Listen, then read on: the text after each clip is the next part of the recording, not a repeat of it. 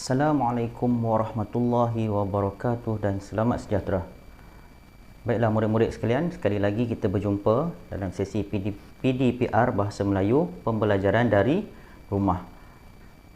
InsyaAllah tak lama lagi kita tak PDPR lagi dah. Kita akan mula belajar seperti biasa di sekolah tetapi dengan norma yang baharu.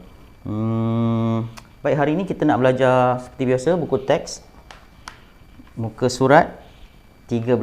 Baik, tajuknya unit 3 kenangan manis.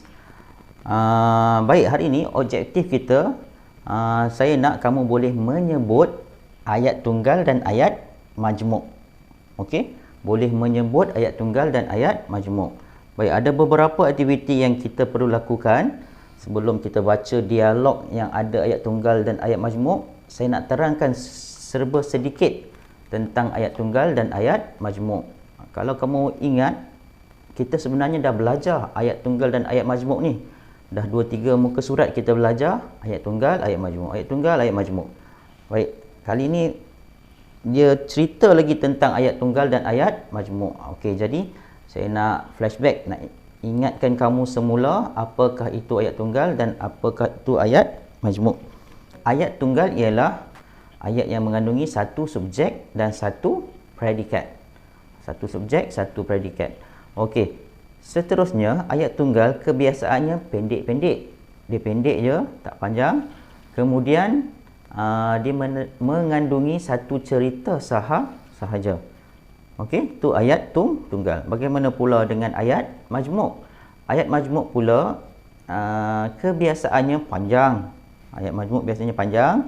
Kemudian dia mengandungi lebih dari satu cerita.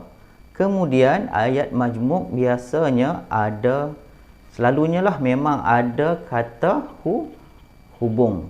Baik, apa itu kata hubung? Ingat balik apa itu kata hubung. Dan, atau, tetapi, sambil.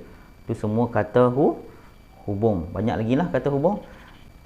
Baiklah, di hadapan kamu ada beberapa ayat. Saya nak kamu kenal pasti apakah jenis ayat? Adakah ia ayat tunggal ataupun ia ayat majmuk? Okey, yang pertama, okey, yang ni. Siti membaca buku di kelas. Tengok ayat ni pendek, kemudian satu cerita sahaja. Kan cerita dia tentang Siti baca buku di kelas. Baik, jadilah dia ayat tunggal. Baik, di bawah ni pula. Alia membaca buku di kelas. Okey. Predikat dia ni, yang ni predikat dia ni sama tadi dengan atas, nampak tak? Yang bertukar cuma subjek. Yang tadi Siti, yang sekarang ni Alia. Tapi dia masih lagi ayat tunggal. Okey, ayat tunggal juga yang ni. Okey, nama orang saja yang bertukar. Okey. Macam mana kamu nak jadikan kedua-dua ayat tunggal ni menjadi ayat majmuk? Okey. Cara dia mudah saja. Mula-mula sekali, pertama sekali, kamu kena kenal pasti kata hubung yang hendak diletakkan. Okey, ada macam-macam kata hubung. Pilih satu yang paling sesuai. Baik, kita tengok dekat sini. Membaca buku di kelas ni ada 2 kali pengulangan kan? Okey. Baik, kita potong satu. Kita boleh letak kata hubung yang sesuai, iaitu dan. Jadilah ayat tu Siti dan Alia membaca buku di kelas. Okey. Saya gunakan kata hubung dan. Nampak tak?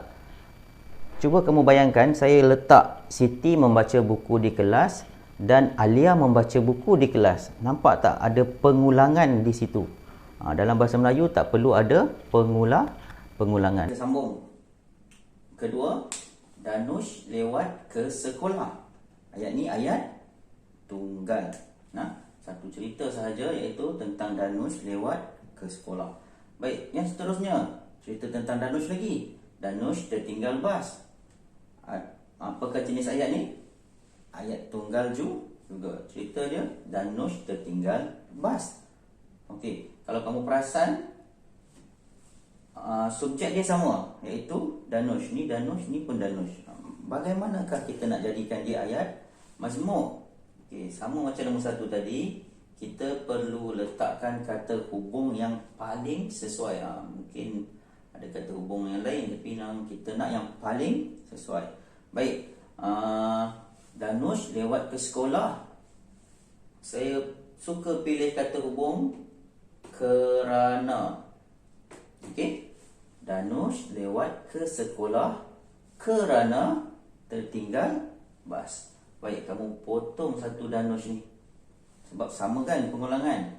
Kalau kamu ulang, Danush lewat ke sekolah, Danush lewat ke sekolah kerana Danush tertinggal bas. Baik, dalam pembinaan ayat bahasa Melayu, kalau kamu ulang nama Danush ni 2-3 kali dalam satu ayat, ayat tu jadi tak menarik. Okey, dianggap salah lah. Baik, kamu kena potong satu Danush tu. Danush lewat ke sekolah kerana tertinggal bas. Ayat tu yang paling tepat. Saya tulis nak. Danush lewat ke sekolah kerana tertinggal bas. Okey. Baik, nanti kamu tengok pula contoh-contoh yang lain.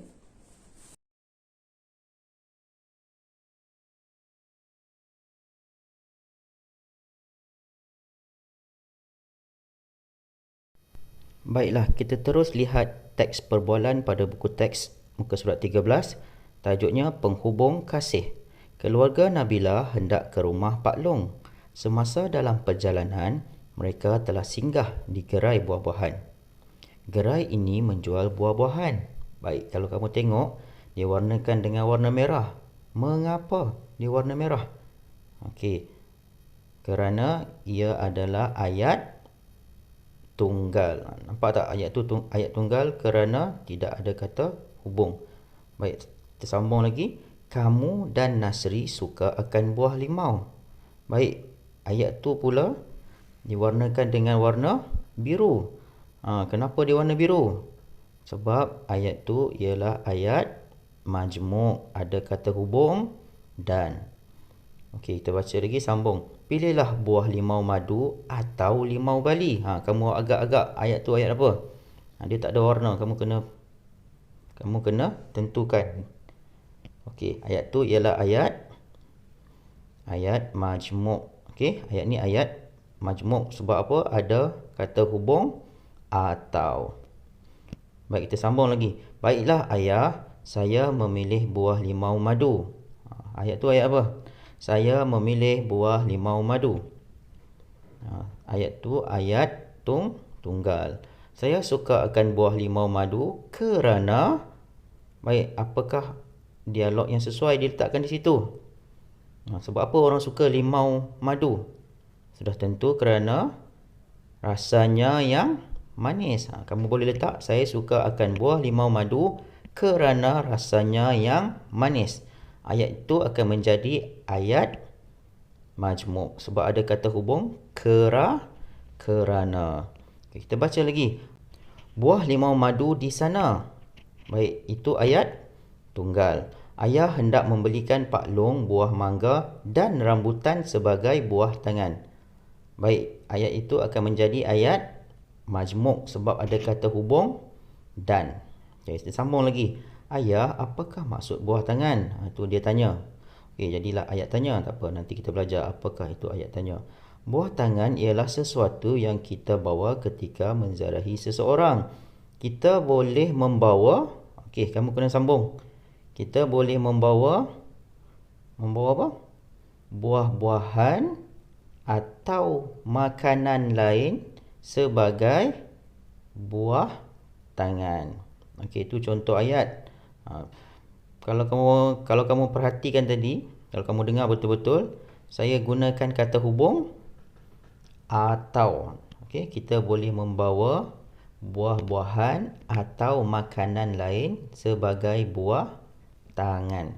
Baik, itu saja yang kita belajar pada buku teks. Kita kena tambahkan latihan pengukuhan pada buku aktiviti. Okey, kamu buka buku aktiviti muka surat 15 dan 16.